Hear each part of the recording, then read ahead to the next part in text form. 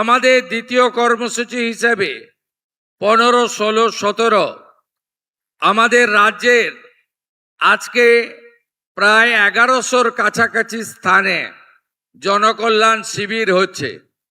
এই জনকল্যাণ শিবিরে কেন্দ্রীয় এবং রাজ্য সরকারের 54টি গুরুত্বপূর্ণ স্কিম, যার সরাসরি কল্যাণ বা সুযোগ আমাদের এই রাজ্যের মানুষজন পাবেন।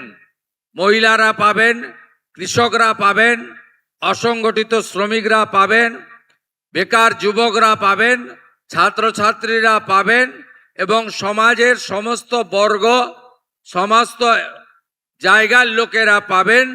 তাদের অত্যন্ত স্বচ্ছতার সঙ্গে এখানে আধিকারিক কর্মচারীরা আপনাদের সহযোগিতা করে নাম নথিভুক্তকরণ করবেন আধুনিক ব্যবস্থাপনার মধ্য দিয়ে। তাই আপনারা এই শিবিরের সুযোগ আপনারা নিন, এটা আমরা চাইব।